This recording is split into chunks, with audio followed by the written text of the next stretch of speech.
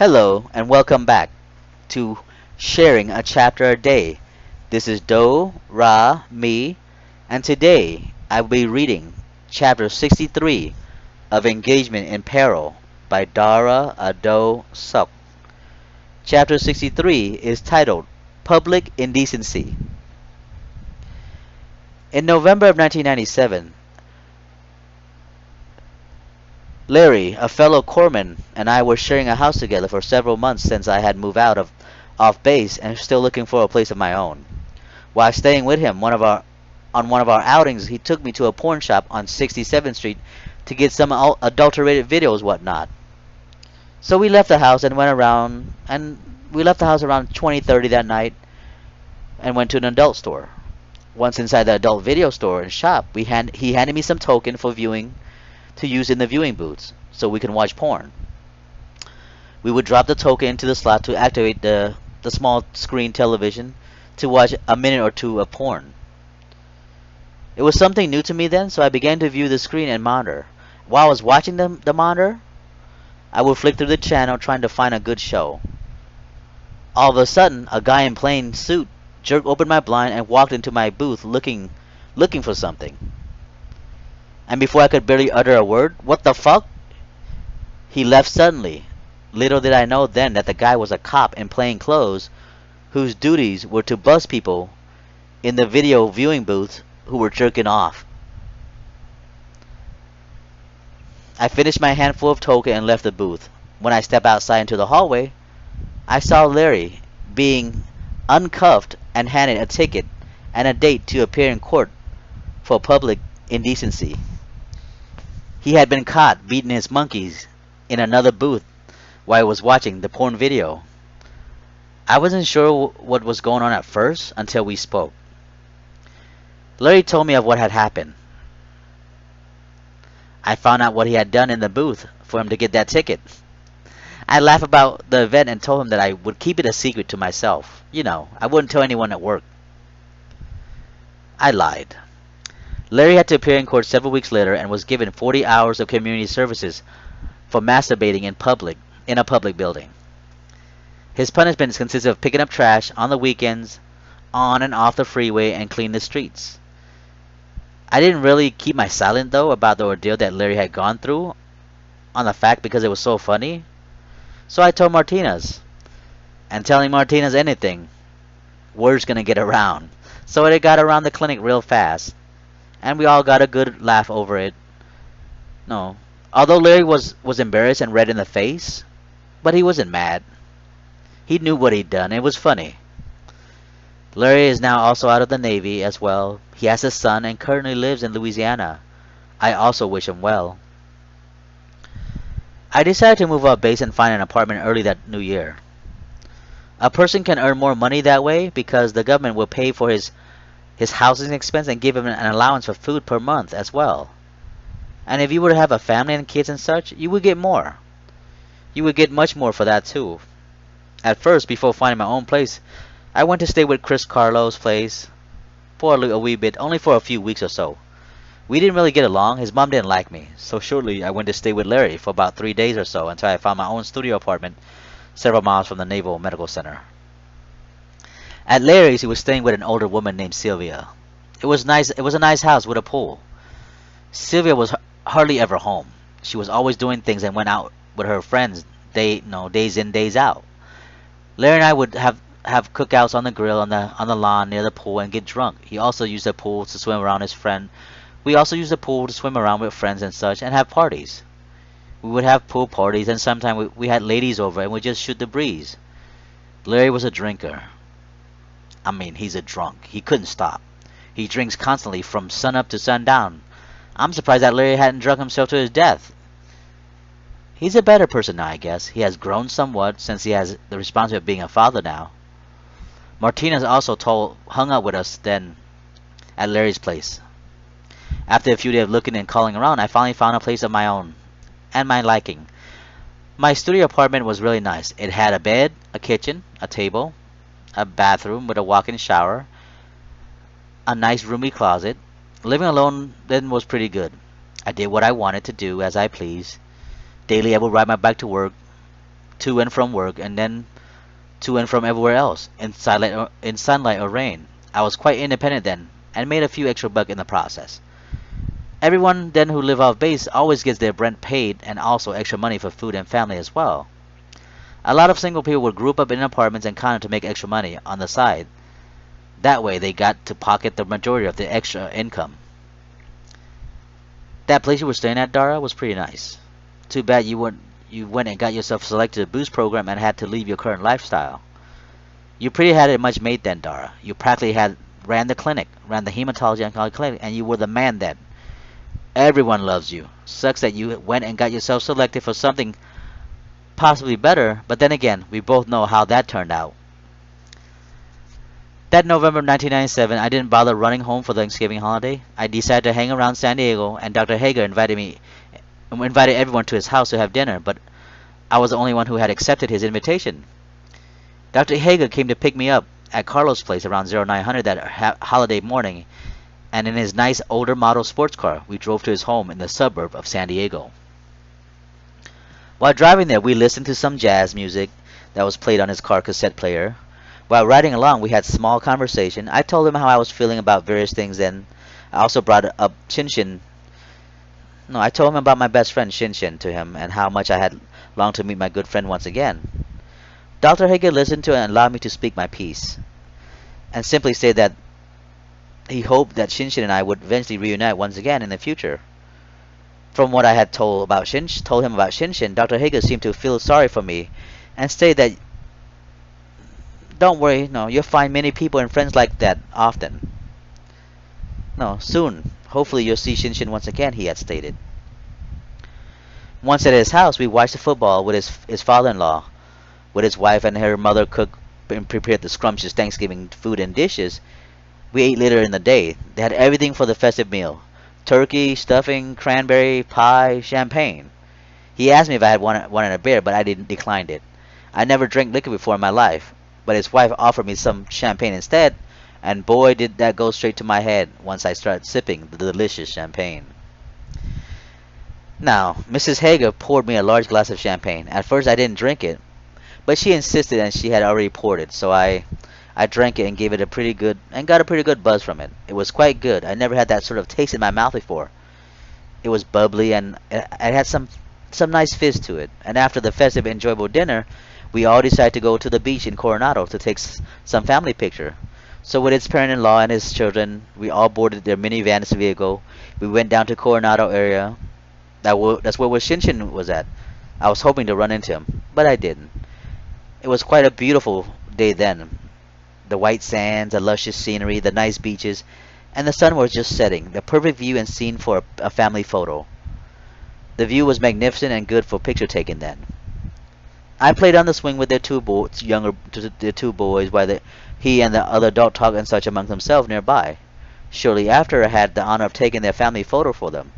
The four adults bunched up around the two boys, and I snapped several pictures from their expensive camera. I also got in on several of their family photos then. I surely hope they remember me, or remember who I was when I took the picture with them.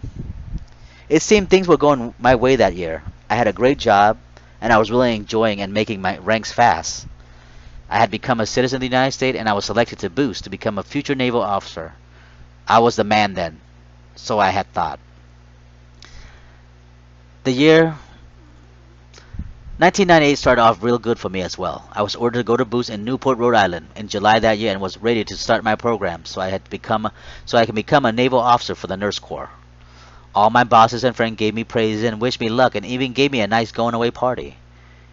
Everyone was there for me, giving me props and giving me encouragement to be the best, to be better than them, to be better than everyone else, to reach my goal of becoming CNO, Chief of Naval Operation. Had also bought a car in December of 1997. I bought a cherry red 1995 Honda Civic LX. Power everything. And I had gotten my license that month earlier when I was living with Chris, who helped to teach me to drive like Benevolent was doing during my visit to Long Beach on some weekends. I even used his Honda to take my driving test, and I passed on the second time around. Benevolent and I saw each other as much as we can. She would also help teach me how to drive a vehicle then. We often drove around in her Geo Prism then. It was nice, a comfortable car then. Every time I visited Long Beach, I would stay with Benevolence and her family. Benevolence and I had gotten much closer ever since her father's passing. We were quite intimate as well, going in it like dogs at times, and several times her mother caught us having sex on the living room floor and in her bedroom. We were quite the horn dog then. I loved her dearly, while we were quite the loving couple. In mid-March of 1998, I was seen in endocrinology for a cholesterol problem. I saw Commander Jackson for my illness. She diagnosed me with elevated cholesterol and prescribed me Provocol at the time, 20 milligram per day, and later the dosage was raised to 40 milligram. And later in July, she changed the medication to Zocor, 40 milligram, because Provocol wasn't doing anything for me, and luckily Zocor started working, somewhat. Commander Jackson is that fine-ass doctor I had mentioned earlier when I introduced everyone in the clinic to you guys. She could have taken care of me any time. I hope one day to run to her and say hello and thank her for taking good care of me since then. She was my endocrine doctor. Thank you, Dr. Jackson. I wish you well and good health, my beautiful, delicious, hot-ass doctor. I bite my teeth and wish for that I could get all up inside of her fine-ass body then. During one night while chilling on base, Martinez and I and a fellow corpsman decided to go Rosarito, Mexico. It was about 50 miles from the Mexican-U.S. border.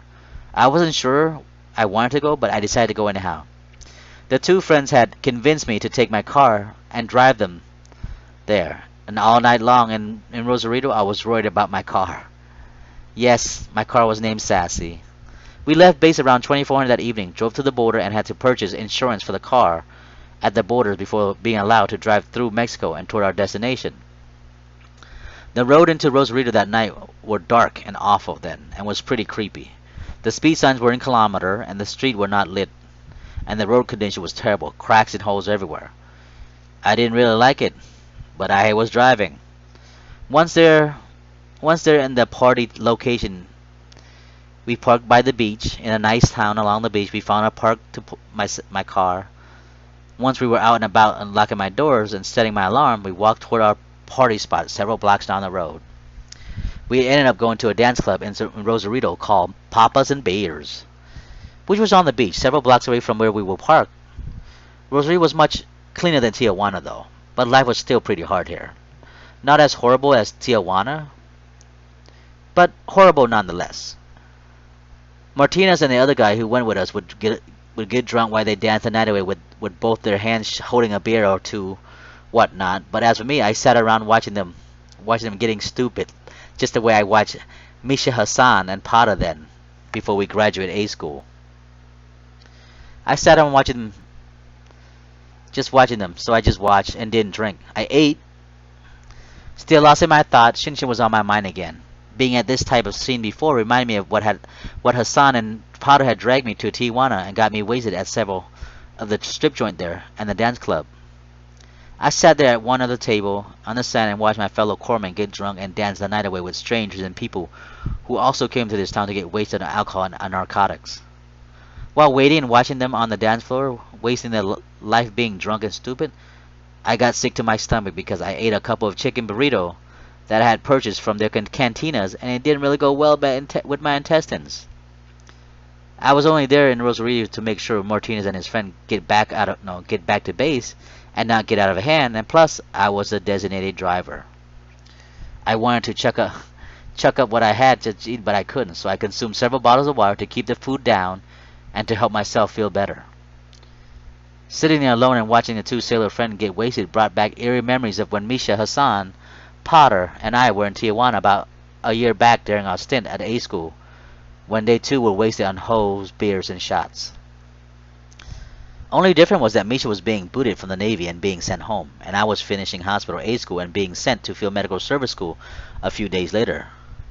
Being alone gave me time to think about the only person I constantly had on my mind then, Shinshin. Shinshin was once again on my thoughts and in my heart. I thought about how he was and wondered what he was up to. He should be done with buds by now, and I'm sure he's a full-fledged SEAL right now. A full-fledged SEAL by now, and off to on some secret shit and secret mission and such.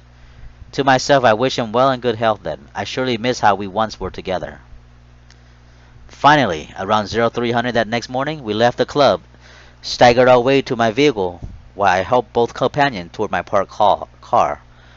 Once we got into my vehicle, I helped them into the car and locked their seatbelt for them, and I drove all of us back quietly toward the border in a shroud of darkness and hoping that we didn't get hassled at the borders by the Mexican police whatnot.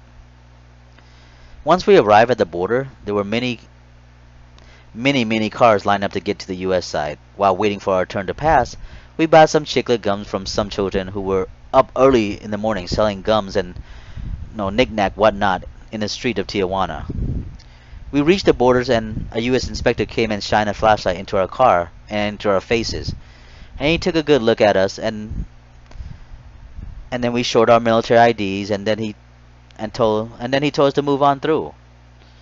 And we got back to base around 05 that morning. And luckily, we were able to get some sleep. And sleep it off we did for the weekend. I didn't like Rosarito either then. It was as bad as Tijuana, I guess.